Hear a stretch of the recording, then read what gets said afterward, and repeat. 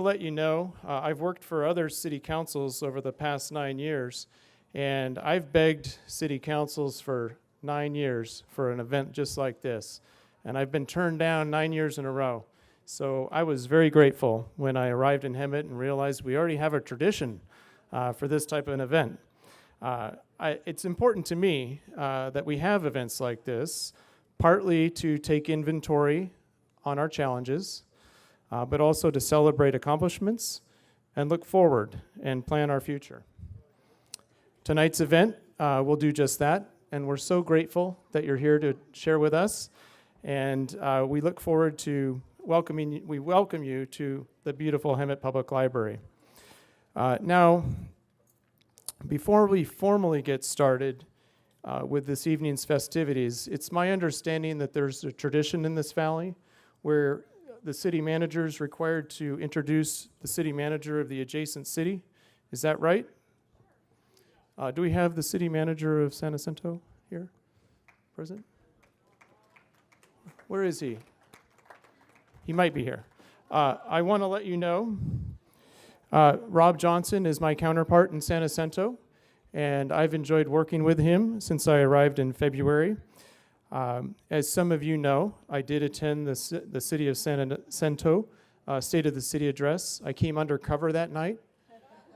For the insiders, that's a joke. And I was preparing for the winter holidays that evening, so it's good to be to my second State of the City event in the Valley this year. I also want to welcome my wife, Jenny. Jenny. Thank you for taking the afternoon off and navigating traffic to be here. As many of you know, this night is special to me because Hemet is my hometown. I grew up here and attended local schools, and I'm a proud graduate of Hemet High School.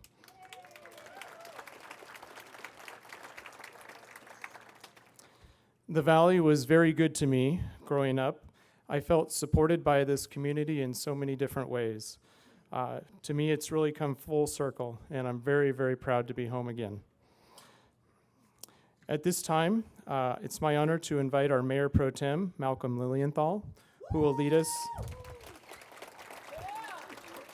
in the Pledge of Allegiance. Can I have everyone stand if you're able? And join me in reciting our pledge. Ready, begin. I pledge allegiance to the flag of the United States of America and to the republic for which it stands, one nation, under God, indivisible, with liberty and justice for all. Thank you.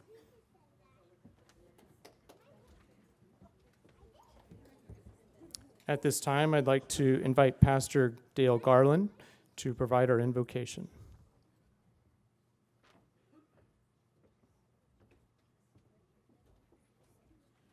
Bow with me if you would.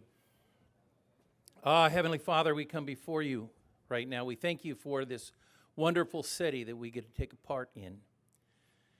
Lord, we thank you for the friendships, for the family, for the community that we enjoy. Thank you for this beautiful setting in this valley. But Lord, we recognize that we have struggles, homeless, gangs, drug and alcohol addiction. Lord, for that we ask that you would intervene. And right now we pray for the leadership of our city. God, that you would grant them wisdom, strength, courage to take on the struggles that lay before us. Lord, we dedicate this evening to you, asking for your will to be accomplished in this community. Amen.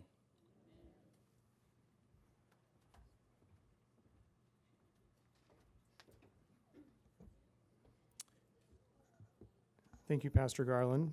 And now it's my honor to welcome Madison Snyder, who will sing our national anthem.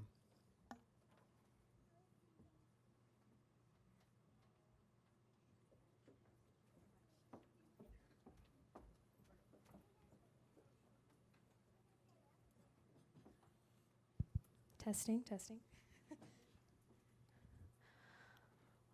Oh, say, can you see by the dawn's early light what so proudly we hailed at the twilight's last gleaming, whose broad stripes and bright stars through the perilous fight o'er the ramparts we watched were so gallantly streaming, and the rocket's red glare, the bombs bursting in air, gave proof through the night that our flag was still there.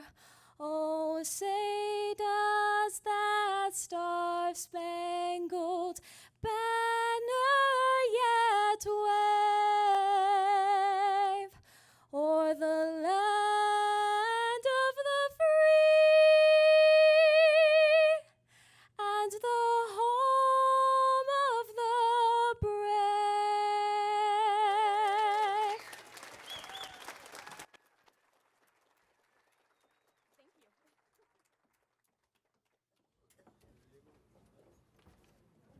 Wow, that was great. All right, little preview of what's to come. We're going to begin with about a 10-minute video, could be 11 minutes. And that video is going to profile the work of the city of Hemet. Then we're going to pause and move to dinner. It's going to be buffet style, and we're going to empower you. And we're going to start on this side of the room. And it's up to you to solve this tonight, this challenge. And we're going to start this direction, and there's going to be a wave of people that head to dinner that direction. I shouldn't damage any more equipment here. So we're clear, right? This side eats first. You have a short walk to dinner.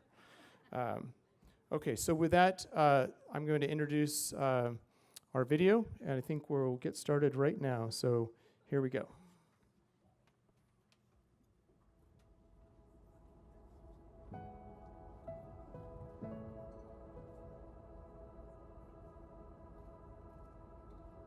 I think it's important to know that the city of Hemet is open for business, and business investment is one of the ways that we're going to be in a position to improve the service levels across the board for the community. And I'm very grateful that we see a lot of investors interested in Hemet, both on the residential side as well as on the commercial side. I'm grateful that I've had other city manager experiences to build upon. But Hemet is my hometown, and I find that there's an advantage knowing where all the streets are, and I will tell you that from a passion perspective, I'm so grateful for the opportunity to come home and serve my hometown, a place where I attended kindergarten through 12th grade, graduated from Hemet High School. It's so nice to be home, and I'm really grateful for the opportunity to help see the influence of our efforts contributing to the community. I had such a great time growing up in Hemet. I felt supported. I enjoyed attending all of the schools that I attended. I was involved in a lot of activities. I know that when a city has a number of opportunities and creates community events that serve community and create opportunities for interaction, the community benefits from that. So I'm hopeful that as we continue to work together in this city, that we'll see an opportunity to cultivate additional community events. We've delivered a new one this year, just last week, the October Art Festival, and look for more ideas like this coming from City Hall. The skate plaza, I mean, it's been talked about for a long time. There's been a lot of excitement and input from the community. The community had been asking for something like this for many years. There's been a lot of public engagement and committees, and and things. A lot of work has gone into this skate park. Skate Plaza has a lot of features. I'm personally not a skater, so I can't speak to all of them, but there's features that'll cover anywhere from a beginner to an advanced rider. And it's all-wheel skate plaza, so people can be on scooters, skateboards, BMX bikes, all sorts of different wheeled equipment. The Hemet Valley Bikeway travels from the north of the city all the way to the south, and it's inspired by a regional plan that will eventually have a bike path that goes all the way from San Jacinto to the beach. Consists of over 4 miles of Class 2 and Class 3 bike lanes, repaved Palm Avenue from Whittier to Florida, and that's about 3/4 of a mile of repaving. Mary Henley Park received a new shade cover over the fitness court, received brand new playgrounds on both the tot lot and the 5 through 12 age group playground. And the tot lot received a shade cover, a new gazebo, a complete refresh of the restrooms. The basketball court will be getting restriped. That's the last item before that project is complete. It's incredibly exciting for the community to have brand new hotels that are going to bring in hospitality and bring in much needed tax revenue for the community. The driver of demand of business in the city is really the economy, the current market conditions.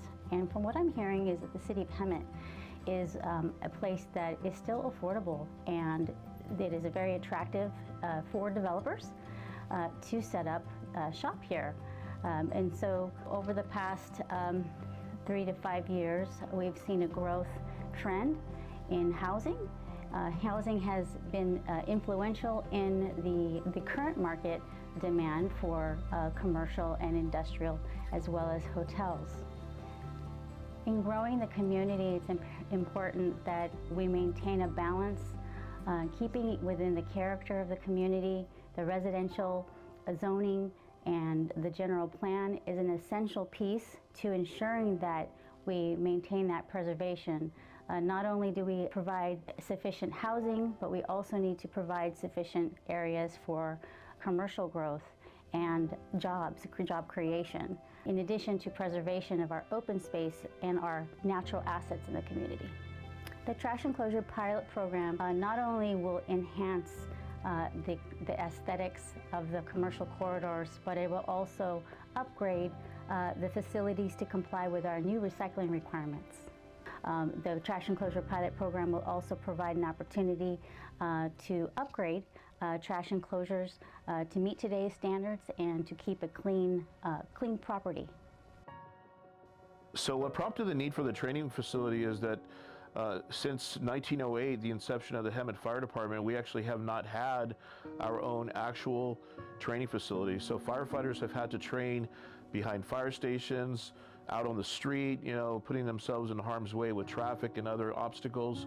So now we actually have this training center at Fire Station 4, which enables us to actually practice our live firefighting skills and other firefighting tasks, including when we have our new hire academies and our ongoing training for the firefighter paramedics that we have here serving the residents.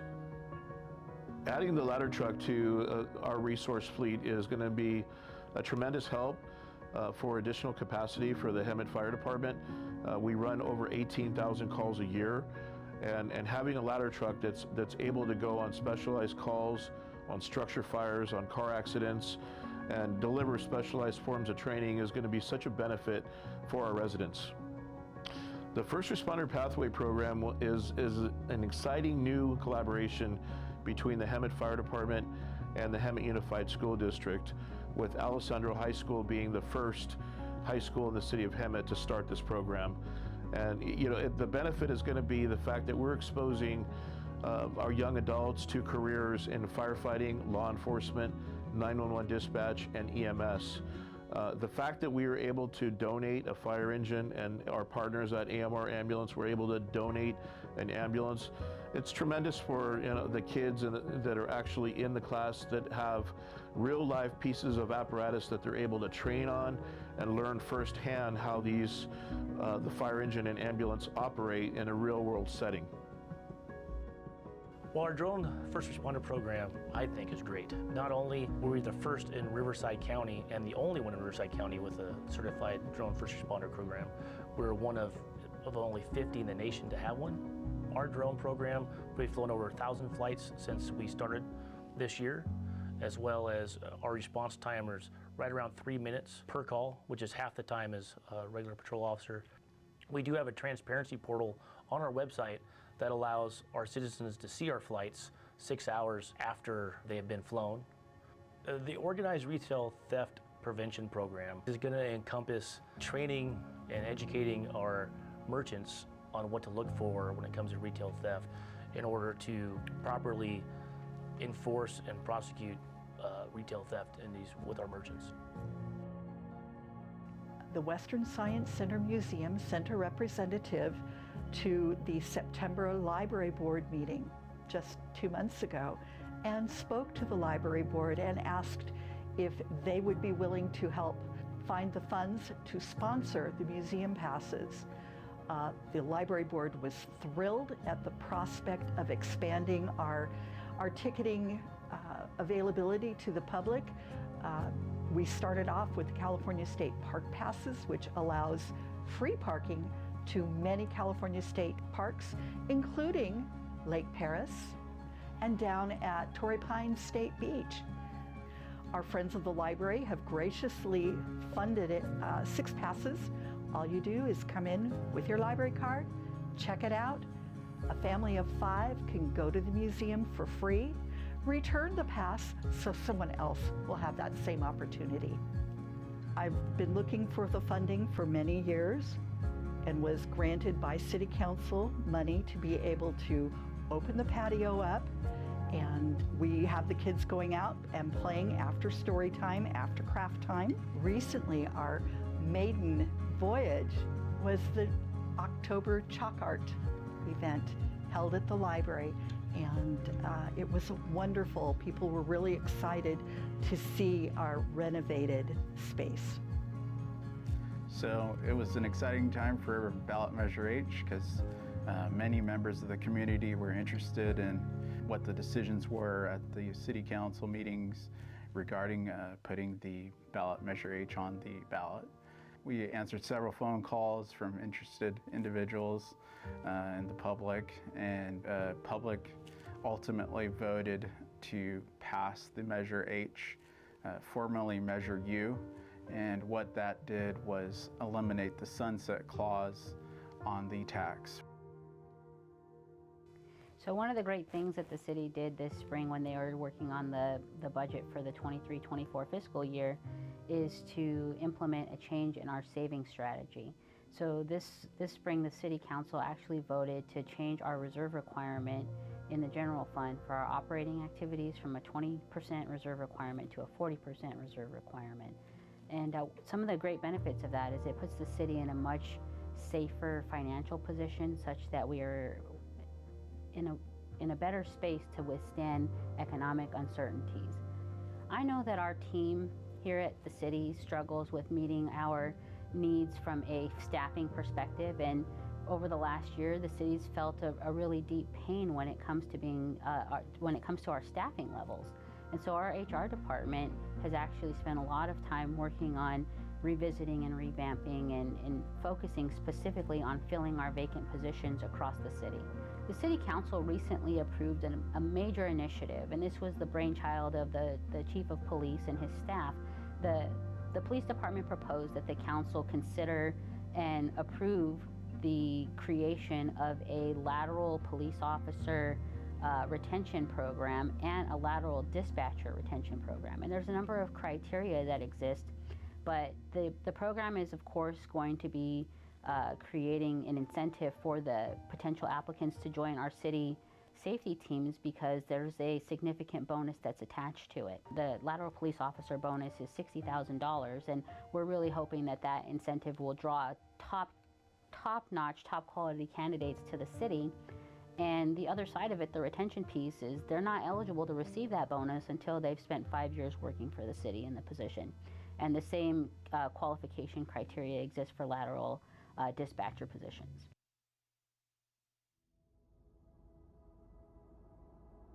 As someone that was raised in the city, it's so nice to be back home and serving as the city manager of my hometown. I've had the opportunity to serve as city manager in other towns, but I can tell everyone that I feel a personal passion and an immense source of pride. It's an immense source of pride for me to serve Hemet as Hemet's city manager, and I know that working with our council and with our staff, there's so many great opportunities and projects and programs that we'll be delivering over the coming years.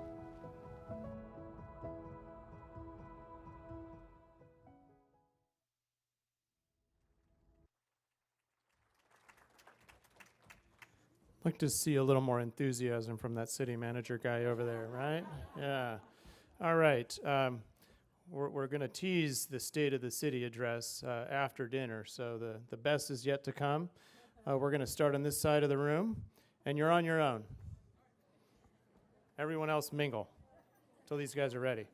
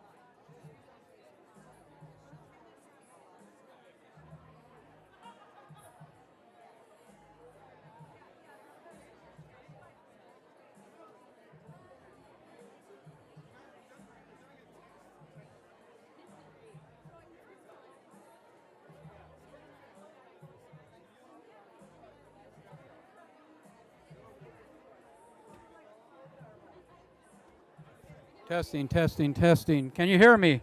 Can you hear me? Can't hear me?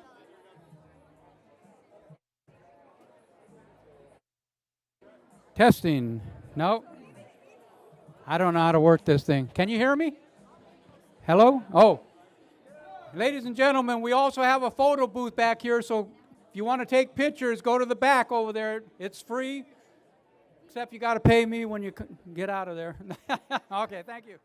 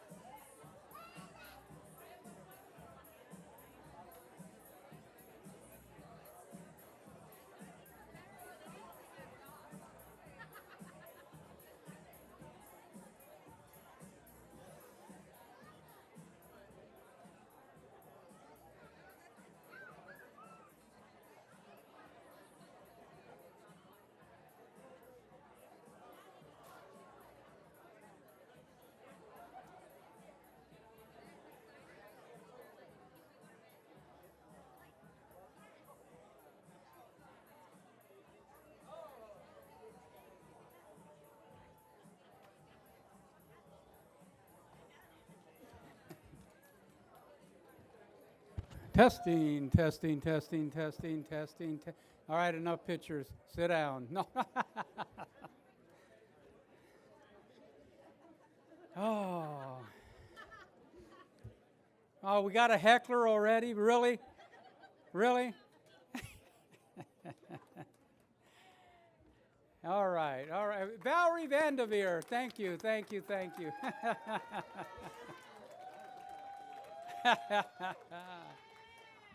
All right.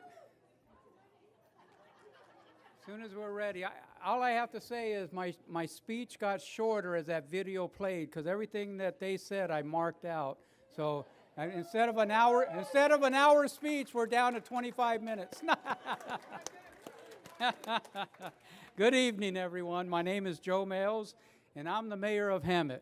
Go ahead, heckle, heckle, heckle.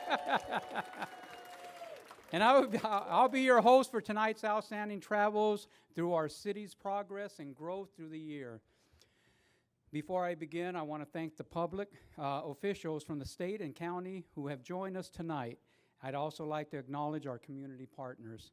First of all, now you have to understand. Uh-oh, where did it go? Oh, I need that paper, David, please.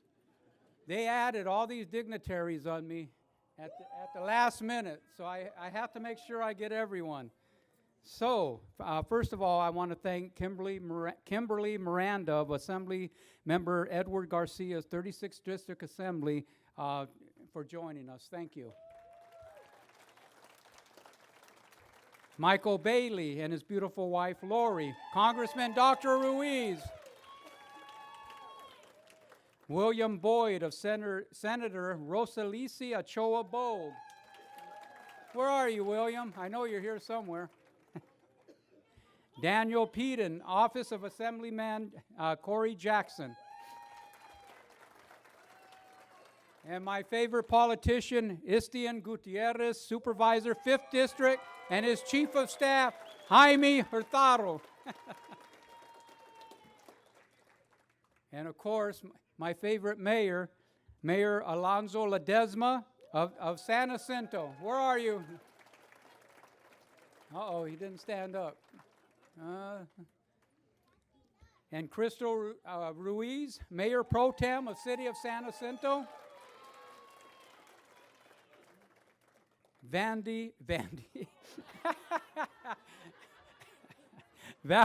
Valerie Vanderveer, City Council of San Jacinto. Colleen Wallace, Mayor Pro Tem, City of Banning. Ruben Gonzalez, City Council, Banning. Oh, come on, give it to Ruben. Christy Barrett, Superintendent of HUSD, who I heard speak at a luncheon, and I was very impressed with her. Is she here? Yeah? Okay. Eddie Sell, Fire Chief, Hemet Police, or Fire Department. San Jacinto Unified School District. Barbara Spoonhour, Western Riverside Council of Governments, WRCOG. Stacy Bailey, Hemet Unified School District, School Board. Kevin Pearson of Eastern Municipal Water District. Adam Eventov of SoCal Gas. I know you're here, Adam, somewhere. Now we'll go with the new dignitaries on the list, so bear with me.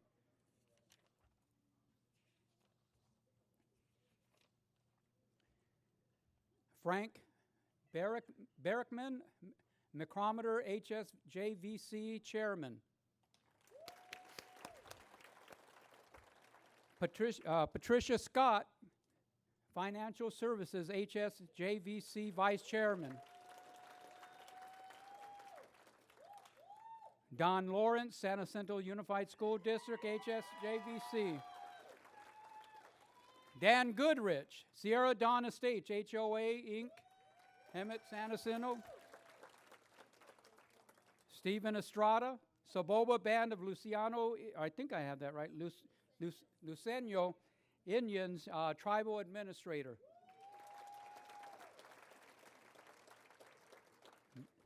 Geneva Mojaro, Saboba Band of Luciano Indian Vice Chairwoman. Isaiah Vivanco, Saboba Band of Luciano Indian Chairman. I know I'm not saying it right. I'm not saying it. I apologize. Please forgive me. All right, that is it. And welcome all. Thank you all for coming. And I hope you've enjoyed yourself so far, enjoyed the good food, the good spirits, and I'm just glad to see everyone here. Oh, Linda Krupa. Why isn't your name on here? And Jackie Peterson. Oh, because I'm going to bring you up next. There you go.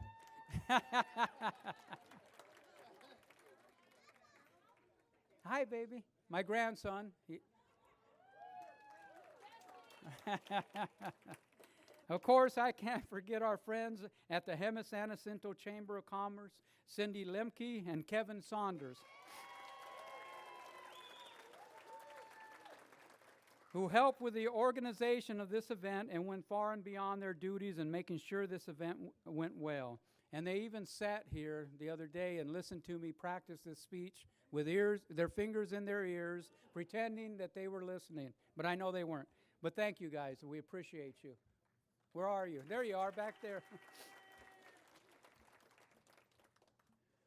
Oh, I'd also like to extend a special thanks to my partners on the City Council, Mayor Pro Tem Malcolm Lilienthal,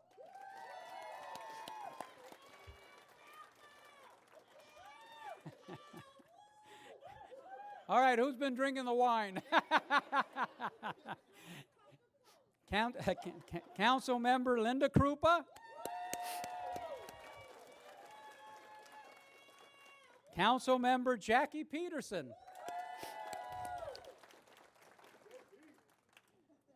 I gotta find it, where am I? And Council Member Carol Kendrick.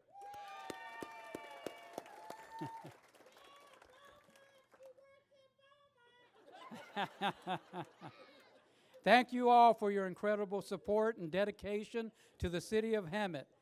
Council Member Kendrick, thank you for stepping up for our beloved Carly Meyer, who held a special place in all of our hearts. You exemplify her true character, wit, knowledge, strength, and the love for our city. And of course, Dale Dillman, City of Hemet Treasurer.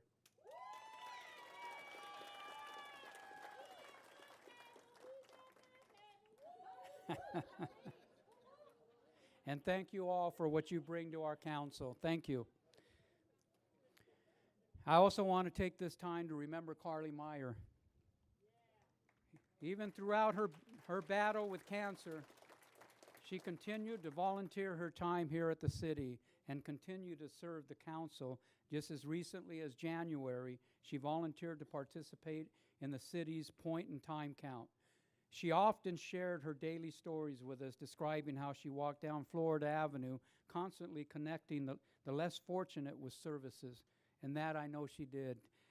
And many times with her husband Roger at her side, making sure his woman was safe from harm. So thank you guys. Thank you, Roger, for sharing Carly with us. Thank you.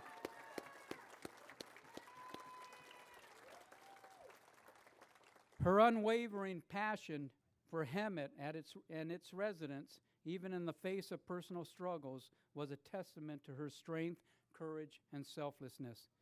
Carly Meyer was an amazing woman. She was compassionate, thoughtful, iron-willed, and a friend we sorely miss. Carly isn't the only member of our city family we lost this year. Billy Kohler, a public works employee, has also passed. I would like to take a moment of silence for our selfless, dedicated loved ones who have passed.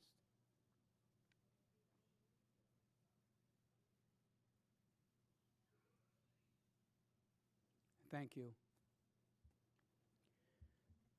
Over the past year, the Hemet City Council and the city staff have come a long way in achieving the goals and vision laid out in the city's strategic plan, which Carly Meyer significantly influenced the creation alongside with Mayor Pro Tem Malcolm Lilienthal, who actually realized the city had no strategic plan. While there are still many challenges, I'm proud of what we have accomplished together to position the city of Hemet for a better future. And make no mistake, Hemet is making a resurgence. Tonight, as we gather to reflect on our city's journey, I'll provide insight into the strides we've made and the paths we're paving. At the heart of our discussions will be our steadfast adherence to our city's strategic plan, unwavering commitment to the safety of our citizens and businesses, and the steps we've taken and look forward to taking and working with our businesses.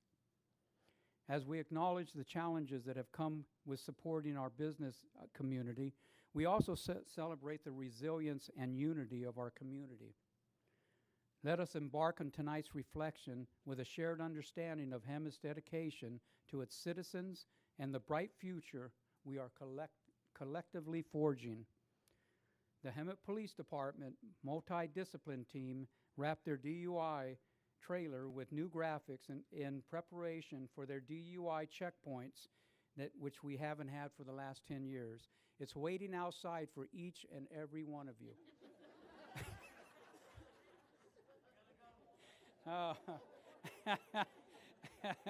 Be very careful when you leave. All right. K-9 Officer Dylan Detweiler and K-9 Bosco graduated from the narcotics detection courses through Adlehurst International. The training course included training K-9 Bosco to detect cocaine, heroin, methamphetamine, and other substances. This is the first time since 2012 the city has had a narcotics detection K-9. Thank you.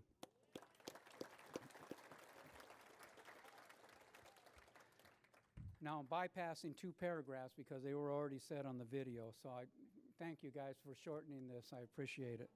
In February, we welcomed our new city manager, Mark Presswich, who decided to leave his ocean view in Palos Verdes Estates to serve as city manager here in Hemet. Thank you, Mark. Where he was raised. I had to add that, and I cut off the sentence. I personally thought he lost his mind in coming back to Hemet, but after working with him this year, I realized he had a yearning for coming home and to transform his childhood town back to the town of prosperity. And Mark works hard for this city and puts in hours to make our city safe. Thank you, Mark. You know, it's hard to read this because I have a shining light right on it, and I'm doing this, trying to get around the glare, so please bear with me. Fast forward to June, due to our loss of one of our influential and loved council members, Carly Meyer, we were tasked with having to elect a new council member to take her place. The resumes came in. We had an outstanding selection to choose from. The vote was taken, and at the end of it all, we voted to appoint Carol Kendrick to the city council. And believe me, we made a great choice in this vote, and to be honest, I have learned a lot from her since her induction into the city council. Thank you. 2 more paragraphs scratched out. Thank you, Mark. I appreciate that. On top of that, we have 4 new pickleball courts. Oh, actually, let's backtrack. I don't think they mentioned when we're going to have the grand opening for our skate park. It's going to be on November 18th, Saturday at 8 a.m. in the morning. Why so early, I don't know, but that's fine. So we want everyone there, anyone that skates, my buddy right there, my Marine friend, buddy, brother, bring your skateboard. We're going skating that day. November 18th at 8 a.m. Please be there. And while we're talking about Saturdays, not Dr. Coca, but Coca, where are you, Coca? Raise your hand so I can see you. Wanted me to bring up that we will be setting up 1,776 flags at Gibble Park tomorrow morning and be there at 6:45. Correct? All right. So if you can come, don't give me that no. Always trying to get out of things, aren't you, Dean? Okay. On top of that, we have 4 new pickleball courts that will be constructed to include concrete courts, chain link fencing, court lighting conduits, light foundations, walkways, court surfacing, and striping. We plan on making Gilbo Park a safe place for families to enjoy. And cameras, lighting, fencing, and security will all be a part of this safe place for our families and our kids to enjoy this park. So be just not only the skate park, but the pickleball courts. This year, the city welcomed new businesses and development in our community. With growth comes opportunity. We can't have empty lots forever. And we can't. We have to build. Warehouse developments have been knocking on our doors. We need to allow for growth in our city in order to supply jobs for our citizens and keep dollars here in Hemet. We have the opportunity for 4 warehouses to come in and bring in over 1,000 jobs to our community. I'm tired of seeing the cars leaving Hemet in the morning and then coming back in the evening after a hard day's work. We as council members are obligated to providing the necessary means for our citizens to be able to find work locally and with sufficient pay. Make no mistake, we are working at bringing high-paying jobs to the city of Hemet for our citizens.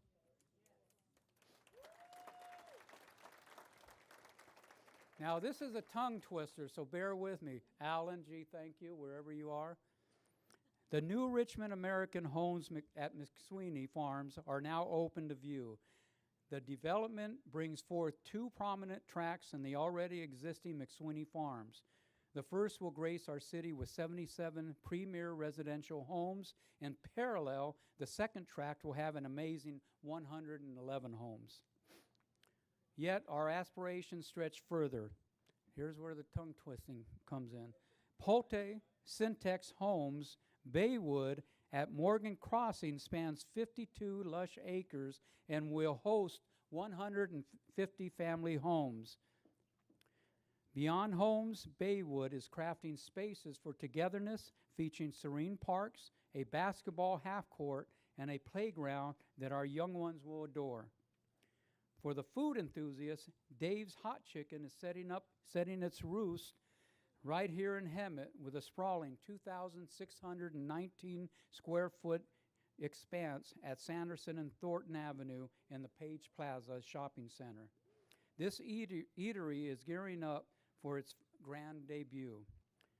Now this is where it's going to be fun. I want all the young people to hear this, and even the young at heart to hear this, because this is special to my heart.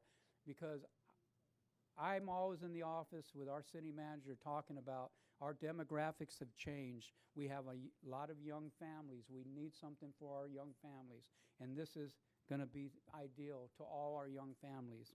Lastly, the Airtopia Adventure Park, a giant indoor amusement park, will feature open trampolines, trampoline dodgeball, rock climbing, trampoline basketball dunk, ninja course, wall climbing, zip lines, and other recreational activities taking shape at the prime intersection of Florida Avenue and Palm Plaza. That deserves... It promises joy and entertainment for the young and the young at heart. Empty lots have long dotted our city landscape, but it's time to fill them with structures and symbolize growth. Structures that symbolize growth, prosperity, and bright future. These investments are not just buildings. They reflect our aspirations and our unwavering faith in the potential of Hemet. With growth comes hard work. Our city employees have stepped up and have been really working hard. Our HR department is posting multiple openings for jobs. Our Public Works department has stepped up their workload, and we're so thankful that we are working together for a better Hemet. While other cities throughout the state struggle to work with their law enforcement partners, we recognize their important role in our city's resurgence.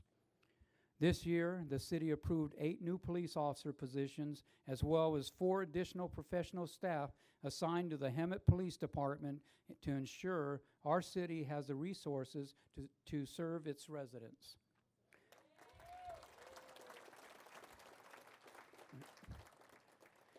The Hemet Police Department was also awarded a grant of $2.5 million through the Budget Act of 2022, specifically the Organized Retail Theft Prevention Grant Program, established by Senate Bill 154.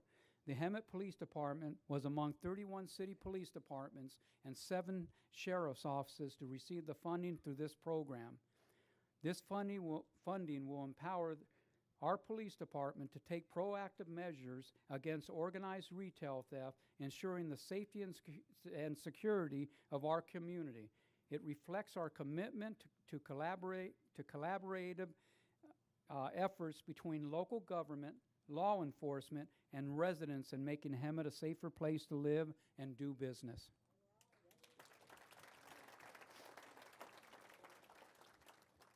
Another paragraph X'd out, thank you guys. Last month, the City of Hemet introduced the Storefront Vandalism Relief Program, a dedicated initiative designed to extend a helping hand to our local small businesses and nonprofit organizations, with an allocation of $200,000 from the undesignated general fund reserves. This program aims to alleviate the financial burdens caused by acts of vandalism, thereby contributing to the resilience and prosperity of our community. If you are a business owner here in Hemet, you can find more information on the program at hemetca.gov/VRP for Vandalism Relief Program. Now, this is something close to my heart coming up, something I asked our supervisor, Istian Gutierrez, to acknowledge. And this is something that I think everyone should be happy, everyone should applaud, and it's great. It's something that came to our valley, and it only came to our valley because of dedication and the perseverance that this gentleman has. Supervisor Istian Gutierrez awarded a $12.5 million grant from the state of California Encampment Resolution Funding Program. This substantial grant, the second largest received in the state, will be utilized to provide housing, street outreach, and wraparound services to address the issue of homelessness in and around the San Jacinto Valley.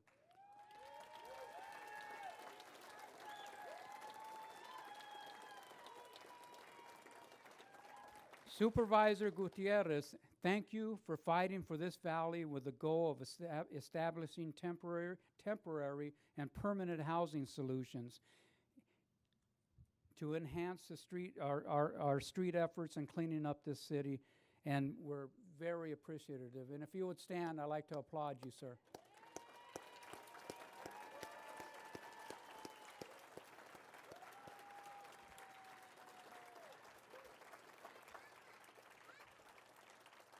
Now, just a funny story just to throw in here real quick, if you don't mind. When Mr. Gutierrez was first running, someone came up to me and told me, oh, you don't want to vote for him. He lives in Moreno Valley. He's not going to help our valley. He's not going to do anything for our valley. But, you know, this guy stepped up, and he's done more for us than any other supervisor, in my eyes. And thank you again.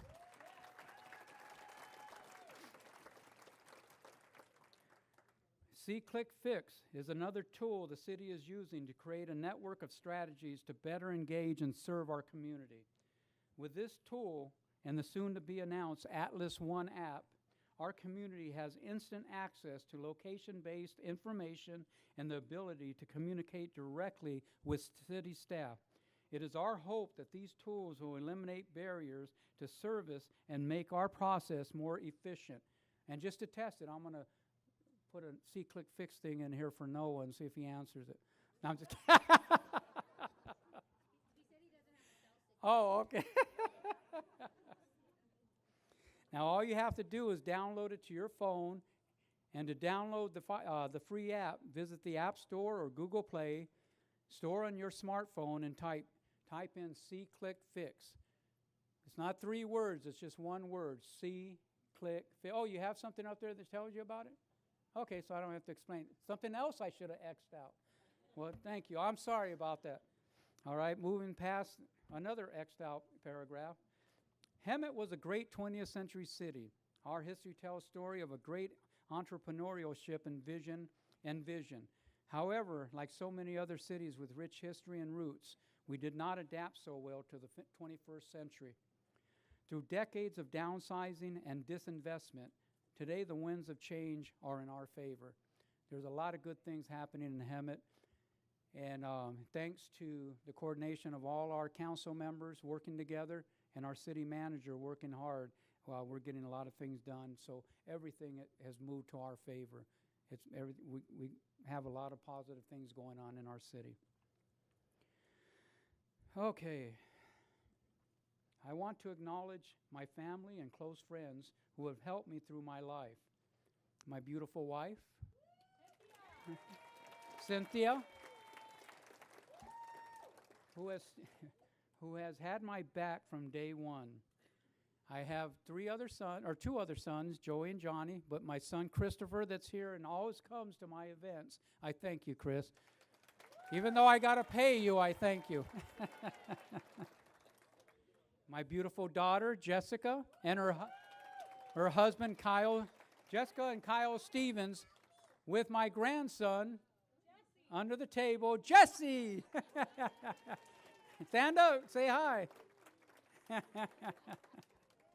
My granddaughter was supposed to be here. It's her first year in at Hemet High, and she's seeked by just about every athletic coordinator there because she's an athlete. She's taller than I am. She plays volleyball. She played volleyball for the freshman group and was really good, and she plays softball. She's a Grand Slam hitter. She's hit multiple Grand Slams, and she's a home run hitter. And she had to be at Hemet High's last football game since she's part of the athletics there. So she texted me and told me she was sorry, but I told her, it's all right, Christmas is just around the corner, don't worry.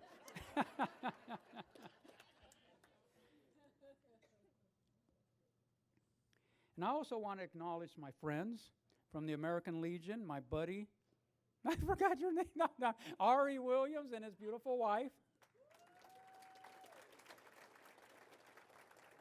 My longtime friends from school, high school, everything, and even when we were doing bad together, we were still friends.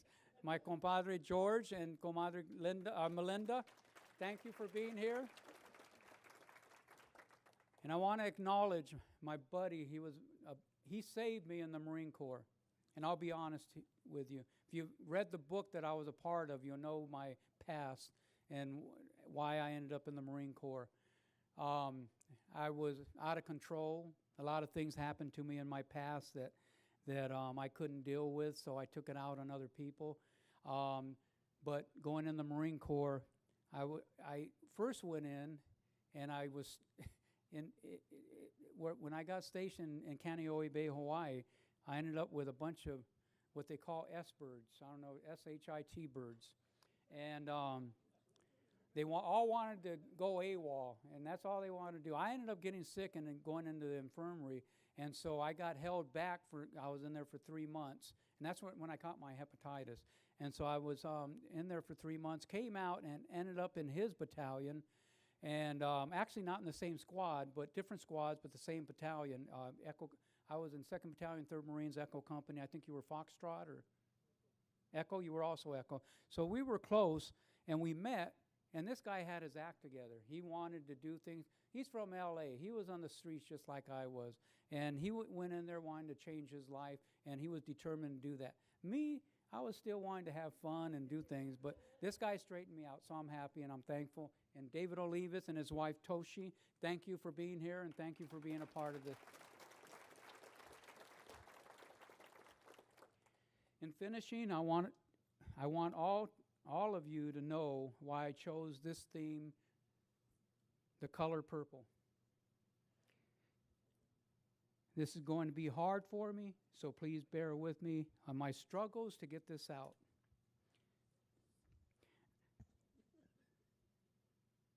Really, that funny? I'm about to cry and you're laughing. Gee, yeah, that's my friend.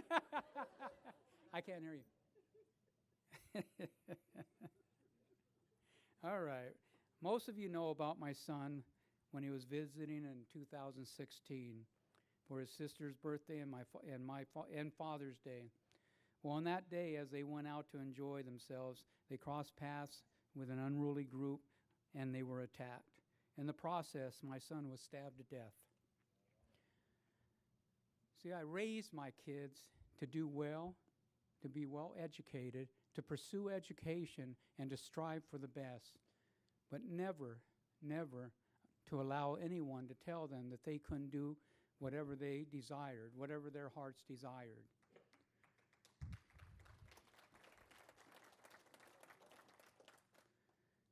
I was a victim of this all my life and was always told by people I couldn't do what I believed in. One person championed for me, and that was my mother,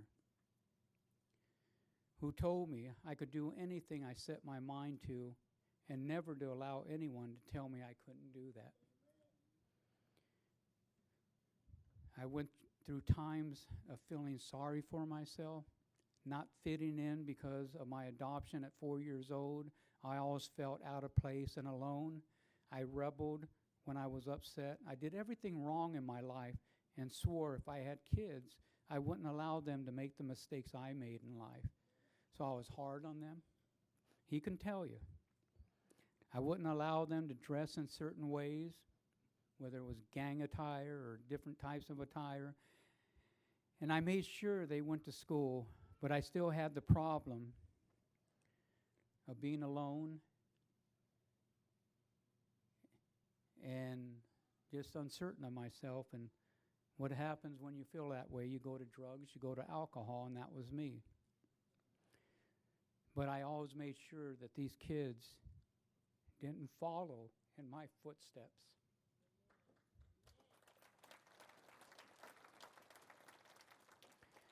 I wasn't the parent I should have been. If it wasn't for my wife being so strong and holding the family together and being both mom and dad, our kids may have turned out differently. But all our kids got degrees and worked hard to be productive in society. My son right here works hard. He works from home right now. He works for Disney Corporation and does a lot of work from home. The only guy I know that calls in sick when he's working from home. I was like, this can't be real. Are you really my son? My youngest son, Nicholas Benjamin Males, joined the Marine Corps because I was a Marine. He bought a Harley-Davidson motorcycle so he could ride with my compa and myself. He even took over my networking business, which I owned for 22 years, but when I relapsed with hepatitis and almost died and had to have a transplant, I couldn't work anymore. So he took it over, and he would call me, Dad, I got a new client. Dad, I got another new client. And he would say it with such love and affection.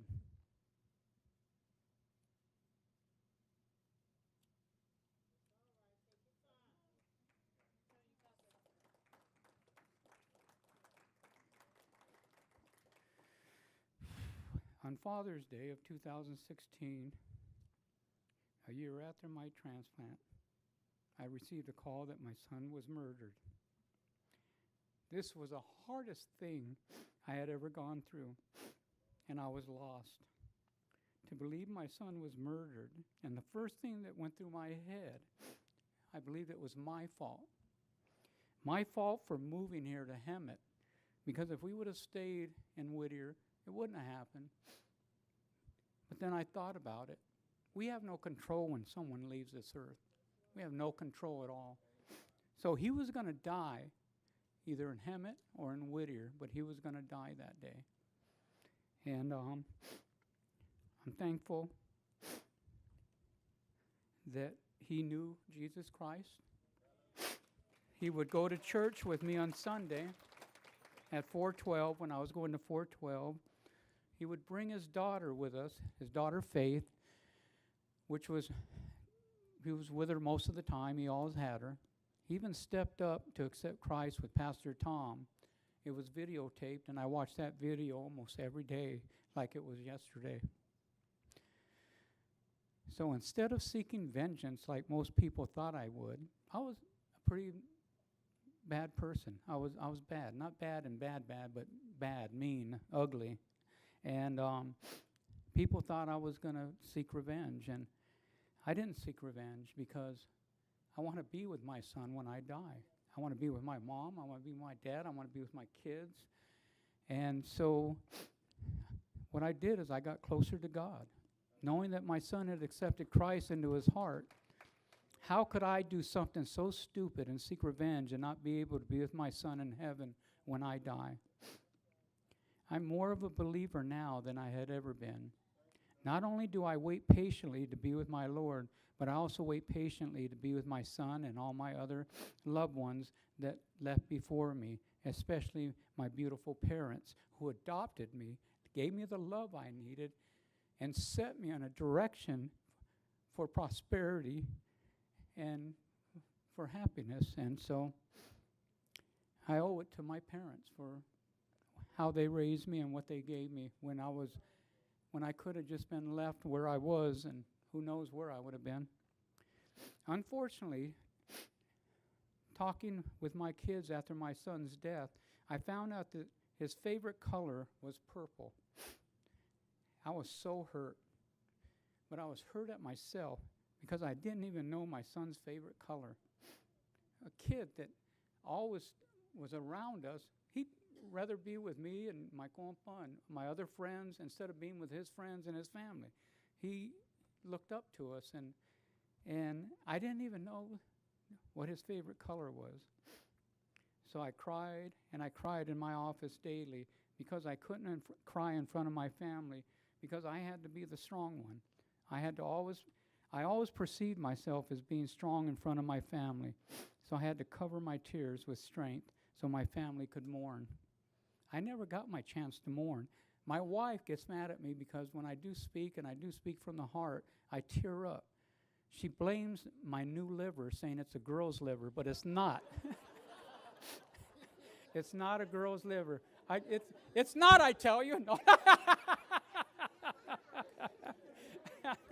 But I'll tell you one thing: when they rolled me into the emergency or into the operating room, and I was laying there, and they were trying to calm me down and get me ready for my surgery, I looked in the corner, probably where you are,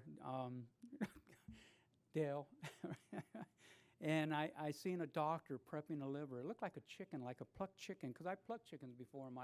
I was born in '55, so we plucked chickens back then. And so it looked like a plucked chicken, and I asked the person willing me in, is that my liver? That's your liver. I love my liver. I was so in love with my liver, I fell in love with it. And we've been together ever since. Even though someone gets jealous of my liver. Oh, I got to find out where I was now. So I didn't know and I cried. Okay, I got there. Okay. In the face of such personal tragedy, I have found strength in my family, in my faith, and in the Hemet community surrounding me. I believe it is during our darkest moments that a city's true character reveals itself.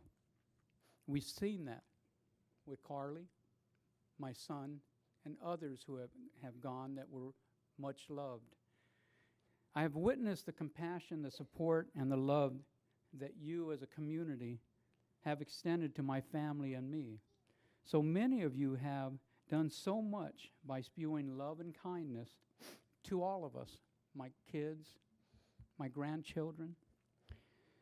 I am so grateful to all of you who have been there for all of us, and I thank you from me and from my family, and we're so thankful for your kindness. Thank you all that have been there for us. And I have something right here I wrote after the fact. I thought your wife was going to be here, so I said Dr. Coca too. Coca, I do want to acknowledge you because you have been so kind to me. Even when I was being attacked when I was running, you were there for me. You talked to me, and you were just there. And you've been that shoulder that I can cry on, that I can be there. Your whole family, your kids, your wife, all of you have been so kind to us, and I thank you, Coca. Thank you from the bottom of my heart.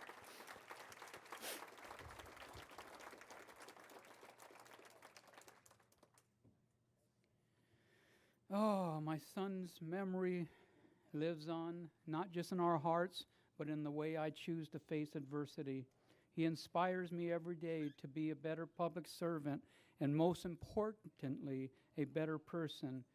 Through this painful journey, I have come to understand the depth of human spirit, the importance of empathy, and the healing power of our community. From the depths of sorrow, we discover the immense capacity for resilience, unity, and love. My journey, one marked by both joy and tragedy, has taught me that it is not the challenge we face, but how we rise from them that defines our story. I remember every encouraging word from my mother, the unwavering strength of my wife, and the unwavering spirit of my sons and my daughter, who have found joy in every achievement, no matter how small. It was in the aftermath of Nicholas's tragic passing that I truly saw the heart of our community, of our city, a community that comes together in time of despair, offering love, understanding, and support. The color purple is a simple detail, yet it has reminded me of the importance of truly connecting, listening, and understanding one another. It's easy to get caught up in the hustle and responsibilities of daily life, forgetting to cherish the small moments and details that matter the most. Our city, just like any family, is a tapestry of individual stories, dreams, and aspirations. Let's vow to know and appreciate the unique shades of purple in each of our residents, ensuring no one feels overlooked or undervalued. Today I stand before you as not just your mayor, but a father, a grandfather, a great-grandfather, a husband, and a member of this community. The color purple is a testament to the importance of understanding, compassion, and community bonding. As we forge ahead, let's draw strength from our collective experiences, celebrate our shared values, and work towards a brighter future for Hemet.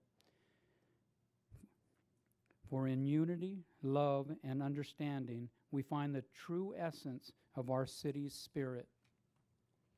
Hemet, let's keep moving forward together. Thank you. I love you all, and I'm so thankful that I can be a part of the future growth of Hemet. And Alan Reyes, where are you? Are you here? Oh, there he is. He's so tall, and I miss you. I'm sorry. Thank you for helping me with this speech, for actually writing a lot of it, and except for the parts where I cried. But thank you. I appreciate you. Thank you, Hemet. Thank you, everyone, for joining us.